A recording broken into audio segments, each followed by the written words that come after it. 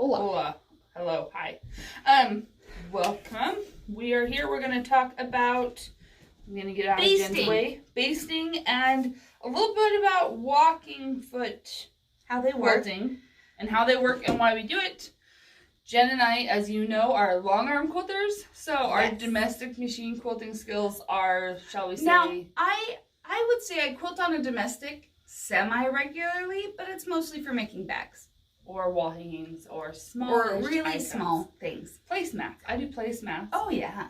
Wall hangings. Guys, I did this one on my domestics. Yeah, I've done things. When I do domestic, it's a lot of straight lines. It's a lot of grids. It's a lot of drawn lines. Corners to corners. And 9 times out of 10, it's with a walking foot. Well, probably more than that. Right. So, we're going to talk a little bit about walking foot, but mostly about basting. How to prepare a quilt to either quilt it on your domestic machine or to quilt it by hand, because, you know, people still do that.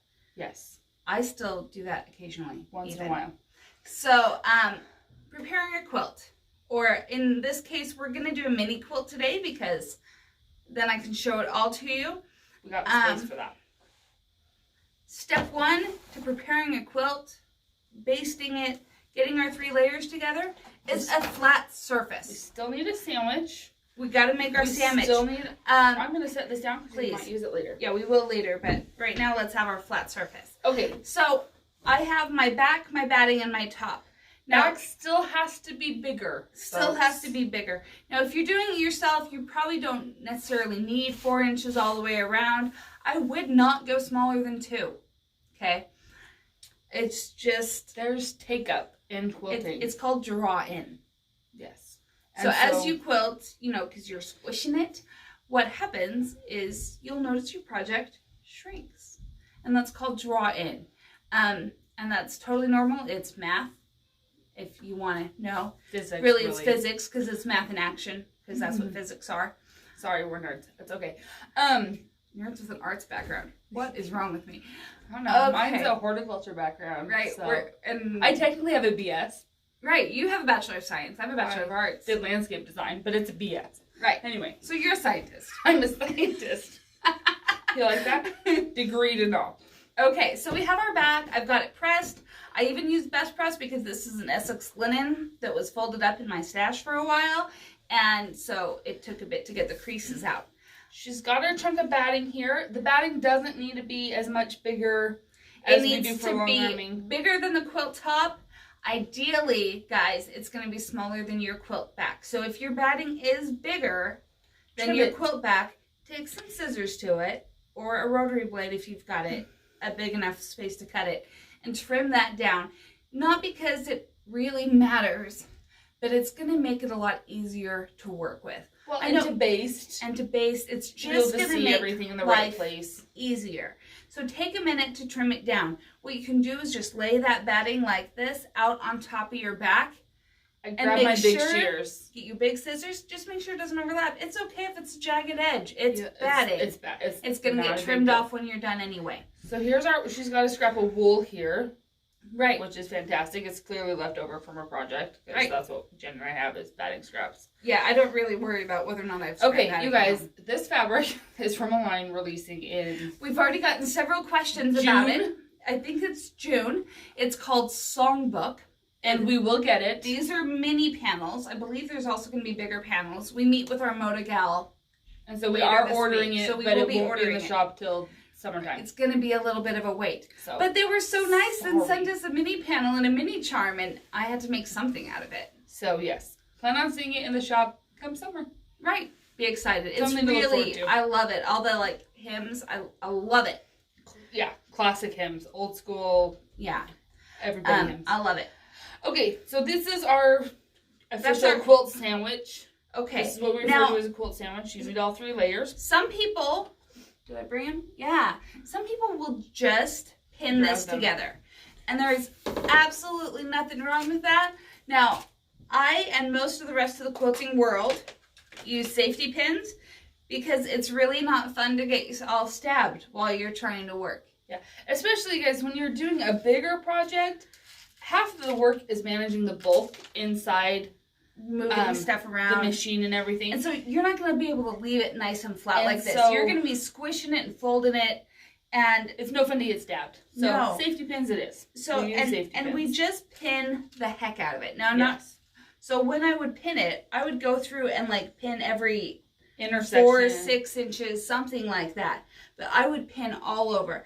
A lot of people have a whole stash of safety pins. In fact, they make curved safety pins just for this too. Right. I dropped a pin on the ground. Good job with my toes. Okay, so this is called pin basting. It's the most common method out there. It's really valid.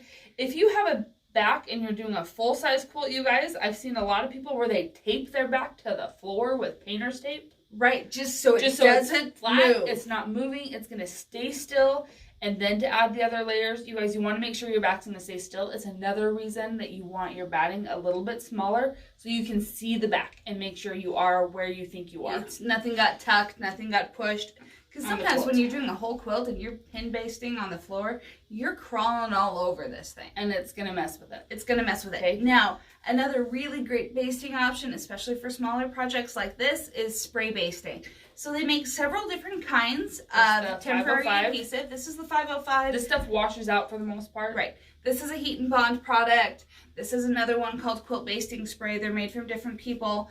They vary in price. I also think I've found that they're different. The 505 is a little less gunky. This one's a little stickier. That being said, it also is a little stickier. It's a little stickier. So while it's a little bit more of a pain to work with, it can hold things together a little more than like the 505. The 505 is really good stuff, though. It's, I want to say, a tiny bit cheaper. And actually, this is a little less expensive than this one. It's like $2 more. But this is... It's going to gunk your stuff up a little bit less. This will definitely gunk up a needle. You will have a gunked needle. This is going to have a little bit less gunk. That said, if you're quilting something on your machine that you spray basted, plan on that being a one-time use needle. Right. Put in a new needle, throw it away when you're done. Cheap. Get another one. They're $1 or less. They're only $1 if you buy the really nice ones. If you buy the chrome ones, they're $1. They're $1. Okay. And then heat and bond, it works well too. Though this is actually an iron-on spray. So to activate this, you have to press. Iron. There's also this product right here. This is another fun iron-on. Is a fuse. Now, it can work really well for small things. Some of our ladies in the shop recently discovered it for wool. Yes. So it's awesome for bags. It's awesome for any type of applique where you don't want to use like steam machine. You don't want to add that layer. You still want it to be nice and free flowing. This is awesome for that. It's in a little shaker. It's like powder, baby powder. Right. And you just sprinkle it on and then glue. And we'll show it to you in just a sec. One thing though, whenever you're using a basting spray, you guys, I grabbed this roll of freezer paper out of my kitchen for a reason. And that is, oh my gosh, don't overspray onto your cutting mat or your floor or anything like that. You will be sad. You don't want to get this on your carpet. So, because you're going to want to replace your carpet, and that's spending. It's an adhesive. So you grab a piece of freezer paper, parchment paper, newspaper, paper bags. Jen's turning the volume on. Turn the volume on. What did you do that for? I don't know. Anyway, you can grab just one piece and keep moving it around the edge as you're spraying. In fact, better yet, if you can spray it outside and then bring it back in. You guys, this stuff stays tacky for a while. Yeah. So you can go spray it outside, bring it in, lay it down, put the next level on. But use something like this, even if it's on your table outside. Right. Because so that you don't have glue all over your deck or all over wherever. So what I do is I'll get a big piece of it, and I'm going to lay it under like this corner and spray this area. And then I'm going to move it down as I go. Spray the next area. So I don't area. have to have tons of it. Now, you can also use newspaper if you have a newspaper. Paper bags from the grocery store. Those I have. I don't have newspaper. Any of that kind of stuff works great. It's just nice to put something underneath. Think about it as using a spray paint. Yes. You can control this about as well as you can control a spray paint can. So plan on that. So if you're spray painting inside your house, what would you use? What would you use? Anyway. Also, open the windows. Jinx. It's embarrassing. Yeah, open the windows, guys. You don't want to breathe this stuff. If you do have to use it in the house, open the windows. turn on a fan when you're done. Right. It and is, leave the room. It does have it's an aerosol propellant. And it smells like an aerosol glue. When we So- have our Minky strip quilt classes Where we use a lot of this. We have the back door open and table set up outside. Right. I mean, which means most of the time it rains whenever we teach that class. Yeah, it always rains on the day of that class, but it sure Because, beats, 6 Right. people using that indoors in a small space. Right. So no good. Because we don't need everybody in the shop high. No. Okay. So we need our heat. So I grabbed this up to use this. Do you want to try this? Yep. I'll show them how it Jen works. loves this one. I'm going to scoot over and let Jen actually really like do the it. free fuse. I've used it on several projects. I actually used it on one of my Cutie Cube bags. Yeah, and it stays a lot softer. It's way softer. Mm-hmm. But I'm not sure I would necessarily use it for a full-sized quilt. Because ironing that whole thing is a bit of a pain. Yeah. I would use the spray for that. But anytime you for a full-size quilt, small, I'm a big fan of grab the can of basting spray. It's just going to be easier. Now, I'm going to set my top aside here because we're going to do this a layer we have to do it in layers. Now, because I need to baste these two layers together because it is just as important that the back and the batting stay together. I set it for cotton. Oh, yeah. So, yeah. Jen's kids are here today. Sorry. If you can hear them in the background. Yeah, if you can hear my son, he's not very good with social skills and understanding that mom needs it quiet. So he's having issues with grandma's dog. So I just sprinkled some out there. We're going to lay it down. We're just going to lay it right down. And apply a little bit of heat. A little bit of heat. And when we apply heat from the top, it's going to do a lot more. But this is just going to get this layer started fusing. Right. And then I'll flip it over. And iron from the back. And iron from the back where it really is. Where she can add more heat. And it will hold better. But I just wanted it to stay. This is a great product, especially if you're using like a soft and stable or a Bosel for a bag. Well, like I had Stacy, who is one of the gals that works in the shop. She also teaches our wool classes, several of our wool classes. And she texted me the other day wanting to applique a big wool piece onto some Essex. Mm-hmm. And she was like, well, what do you think? Do I use Steam-A-Seam? Do I use basting spray? She didn't want to use a ton of adhesive. But she was like, I want it quilted, so I want it to stay soft. What do you think? And Stacy lives not far down the road from me. And I was on my way out to go to the grocery store. And I was like, hold that thought. I'll be right there. So I showed up at her house with this. And I said, you want to use this one? So now where this one's attached, I can go ahead and just sprinkle right on this. Now, guys, part of the reason I'm doing it this way is because I'm using a wool bat. If I was using something thinner, like cotton or an 80-20, you can go from the top. I'd press on that just fine. But I don't want to burn my wool. And I want it to baste nice and hot and good and create that fuse. So go ahead and use that, iron it on. And on the bright side, now my back is pressed again. Yes, you've repressed your back. It's lovely, nice and flat. Okay, and then I'll just flip that over. I'm going to still leave this underneath because this is basted on. Is it perfectly glued, going to stay forever? Heck no. No. Okay. And it's not meant to, you guys, because we don't really want a layer of glue inside of our quilts forever. No. We just want it to stay there so we can get it quilted. Now, they do make a product called fusible batting. I don't carry it because I don't like a layer of glue to live in my quilt forever. Yes. These are temporary washable adhesives that don't last forever. And I like that washes out. For us. Now, another thing though, you guys, if you're using a basting spray or the quick fuse, safety pin it anyway. Yes. If you're doing just a small project, it's not as necessary. You've got a whole quilt.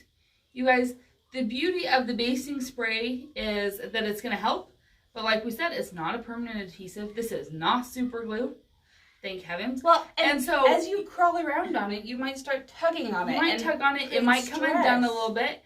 And so if you don't need to pin as close, but some safety pins in there will make a big difference. Make sure that your layers don't necessarily come apart. Oh, I already sprinkled the whole thing. Nice work. I was like, wait a minute, there's already glue there. Anyway, so I would recommend, and you know, this is in my limited domestic machine quilting experience, and so keep that in mind. But I would recommend using an adhesive and then some safety pins. You don't have to go crazy with the safety pins. Don't put 300 of them in. But every, 8 inches or so would be a good idea to... Hey, Liz, is it necessary to do this if you're going to bring it to a long armor? Absolutely not. Oh my gosh, please don't. You guys. We love you guys. We do. We absolutely love you. And we love beginners and people who are still learning, and that's why we share this information. And this is where let's talk about how domestic machine quilting and long arming are 2 very different processes. And not just because... Well, the simple fact, on the domestic machine, the fabric is what's moving. You've got your hands, you're moving the fabric, okay? Right. On a long arm, the fabric stays still and the machine moves. Right. Okay? So when we are doing it on a domestic machine and we're having to move the fabric, we're having to move all 3 layers of the fabric at the same time, together evenly, which is why this is important. When it's on a long arm, I load all 3 layers completely independently of the other layers. Right. Okay, so my back attaches to 2 bars. My front attaches to 1 bar, my top, and my batting floats in the middle.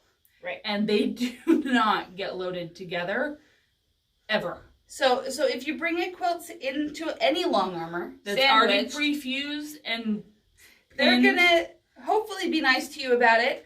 We will give you a nice space in the back in the classroom and pin your quilt. A bag so that you can put all your pins in, and we'll separate it. But it is, it's not worth doing if you're going to take into a long armor. It's really not worth doing because it just has to be undone. Right. And so, yes. Now, I don't think there's anything wrong, and I might even recommend it.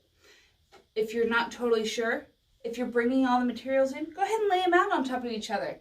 Trim the batting to size. Make sure everything's big enough all the way around. By batting to size, I mean bigger than the top, smaller than the back. Nothing That's wrong totally with fine, that. and you can bring it in all 3 layers folded together. That's fine. That's fine not a too. problem.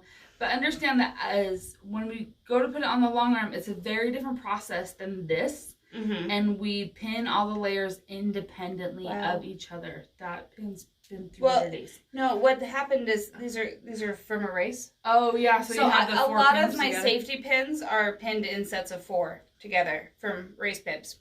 Yep. Okay, so I hope that makes sense, guys. We have had a lot of people though. They get their quilt all basted. They try and do a little bit. They get really frustrated and they decide they're going to take it to a long armor. Totally fine. We can work around it. Okay. It's just not our ideal. But pull the layers apart. Even these fusible adhesives, you guys, I could still pull this top off. Oh, no problem. And so we do. We just unfuse them, pull them apart, and it totally works. But yes, this is on the list of things that's totally different between one and the other. Okay, walking feet. What are they? Let's get these out of the way. Okay, some machines come with them. Some machines you buy them separately. I have a Bernina, so I, have a separate. Right, crazy. They're like $100. Yes. Ooh. But no, it was like $130 or something. Ouch. I got mine used. It was great. Okay, but they have this little arm, and if you don't know how a walking foot works, this fantastic little arm guy attaches to the screw pin that holds your needle in place, and as your needle moves up and down, this moves up and down, and it's moving this little guide, this feed dog, essentially. It's an upper feed dog with the fabric. And so it's walking the fabric across the top. So what a walking foot essentially does is give you feed dogs top and bottom. Right. Instead of just bottom. And we like that when we have this much bulk, especially because things don't feed evenly necessarily all the time when we're piecing. And if you've pieced really long borders, you're aware of that. And this will help us evenly feed it through. Some people call it an even feed foot. Same thing. It's a walking foot, and it creates those upper level feed dogs to help move things through. If you don't have one, it's doable. If it's possible to adjust your foot, I'd raise it up a little bit. Right. If you have an adjustable presser foot, I don't know. If you have one of these machines, lefty-loosey, righty-tighty. Yeah. Anyway. However, if you want a walking foot for one of these machines, they're $25 and they're worth having. We have them. Anyway, so that's a walking foot. Do you want to do this or do you want to? We'll go ahead and I'm not going to make you guys watch me quilt it, but I'm going to talk about different ways to do. Let's talk about how to start and move them out. So now that I have glue basted it, pin basted it, it's staying together. I didn't even put it on very straight, but that's going to be fine. It doesn't matter. No big deal. Gotta dust off my table here. What I'm going to do is think about how I want to quilt this. And a lot of times that's the hardest part, okay? So like Liz's little mini that she has right here, she just did straight lines. Looks great. Didn't need anything more than that. They're the width apart of my walking foot. Right. It works great. By the way, from the needle to the edge of the walking foot, that's how far apart those lines are. So I could totally just do straight lines, horizontal or vertical. No big deal. Another really fun, simple thing is to crosshatch. Now, keep in mind if you're doing little squares like this with crosshatching, this corner's fine. This corner's not. You're going to want to be in 1/4 of an inch when you're drawing that line because this seam hasn't been done. So these have an extra 1/4 inch all the way around. So if you're gonna try and draw the line from here to here, you're gonna match up this point, and this point. Right, because your end line is going to be 1/4 of an inch in from each side. So I could do diagonals all the way through. And go ahead and draw them if you'd like with your Fix-On pen. It comes off with heat. Another really nice way to do it is to go maybe 1/4 inch away from each seam or 1/8 of an inch. That's called echoing. So you can echo your seams here. That's another really nice way to do it. Something that's really common is what's called stitch in the ditch. What that means is to stitch right on your seams. Why I don't like it? Okay, because it's really hard, okay? It's really hard to get it to just stay right in that ditch. And when you wander out of that ditch, it's noticeable. And so for that reason, I prefer echoing because that looks deliberate. You know, it's like when you make it's like so long as I make the mistake deliberately, it looks way better than if I. Well, the thing is that if you're echoing 1/4 of an inch or 1/8 of an inch outside of your seam, and you veer 1/16 of an inch one direction or the other, it's not noticeable. If you veer 1/16 of an inch outside of your ditch, we're perfectionists. I don't know if you guys picked up on that yet. Right. It's more noticeable. I don't stitch in the ditch, and Jen did it on this guy. I am an open presser. I did, okay? And Jen pressed this sucker open to make it nice. If you stitch in the ditch, you are not stitching down the top. No. You are stitching down some thread. And not only that is, you're more likely to break that thread. Yes. And you've now weakened the entire quilt. If you've pressed it, and even if you've pressed it to the side, I don't feel like it really strengthens the quilt. No. Anyway, we're not stitching the ditch, people. If you want to, go for it. But this is why I don't love it. It's up to you. Another thing with machine quilting is stitch length. I know a lot of people who leave it right at that 2 or 2.5. I personally crank that up to like a 4. I lengthen it. But that's because I like the look of the longer stitch. It's a personal preference. So I don't think there's a right or wrong answer there. I think it's totally about what do you like? What look do you want? You know, I grabbed this spool of Aurifil for my house because I thought it would blend nicely. Now, there are a lot of other options. One of the beauties of doing this with your domestic machine, you can use like the sulky 12-weight thread. And have it show up. Have that be really visible quilting. And it looks awesome. And so there's a lot of really fun things you can do with your threads. You can change them out. Corey Yoder does some really fun stuff. If you ever follow her. She's got a Sashiko machine. That thing's expensive but amazing. It's awesome. I know. Someday when I have an extra $5,000 just sitting around, that's what I'm getting because I think they're cool. Right? It's not in the budget today. So. Not today or tomorrow though. No, I'm going to take my kids on vacation instead. There are a lot of ways you can quilt this, and I don't think there's a right or wrong answer. If you want to do something swirly, moving around a lot, then we need to talk about free motion feet. So if you have a free motion foot, it's going to just look like a little circle. It has no teeth. It doesn't hit the bottom.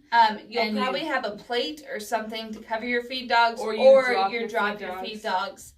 And then you can move it around. Now, when you're going to do something like that, please use some test patches with all 3 layers. Because the hardest part about that is it gets tension way off. And then people get what we call eyelashes all the way around. And what that is the top tension and the bottom tension aren't going at the same amount. And so one of them is pulling the other through to the top, where they should meet in the middle of your sandwich here. One of them is pulling either the bobbin thread up or the top thread down. Yep. So that's something to look out for. So if you do want to try free motion, definitely test your tension. Do some testing with all 3 layers. If you're just playing with 2 layers, and you have to be able, because it's not the same just to hold on to this. They make some fun little Teflon sheets you can put down here, and they make gloves to make your hands more grippy. Which sounds ridiculous until you've done it enough and your hands slide and you realize I really need the gloves. I do very little of this. I own a pair of gloves because they really do help. So that's another option. I personally don't do free motion on my domestic machine, but I have a logger. So yeah, I'm kind of spoiled. So someday I'm going to find someone great to teach that to you guys. I would love to have a teacher for that in the shop, but I don't do it, so I can't teach that class. Not going to be that person. Sorry. I'm good at faking knowledge, but not that one. No. So what's this one? Real fast before we get done. Really quick before we're done. This one's called Milky Way. It's done using the Moonlight fabric from Wishwell. I hope you guys can see all this little black. All of this black glitter here is metallic. It's glittery black. And it didn't come off on me at all. There's no glitter in my sewing room. So it stays on beautifully. It presses nicely. We just loved, when we saw this line, we loved it because I love the prints with the suns and the moon. The stars. And the colors are just, and black metallic felt fun. We don't see that very often. No. So it felt fun. Anyway, I'm gonna go quilt this, but not on this guy. We're gonna go be spoiled and use our computer as long arms. Right. Because we're spoiled. And sorry. Not really, because I quilt for a lot of you guys too. So that's okay. That's great. So these kits are available in the shop. There's also one called Crinkle. This one's like $69 or something. Maybe 85. Maybe 85. I don't know. It's less than 100. Well under 100. And the other one that's really cool is called Crinkle Cut, and it's only like 102. Right. So very cost-effective kits, mostly because they're free patterns, and that helps. Right. So all good. Anyway, but that's available. If you have questions, let us know.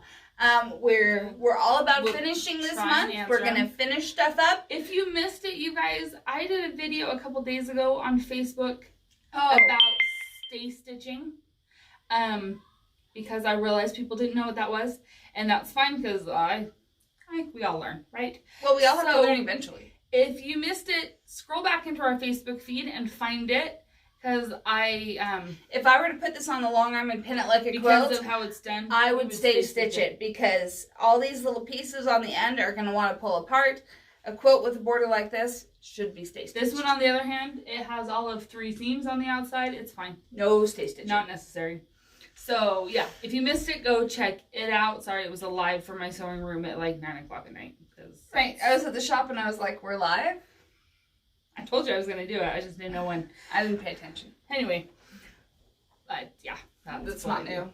No. Okay. All right. Well, we will see you guys later. Have a great day. Week. And we're going to talk some more about finishing next week. I'm going to remember what it is when I go home and look at my book. Right. Okay. We'll see you then. So, bye, guys. We'll see you.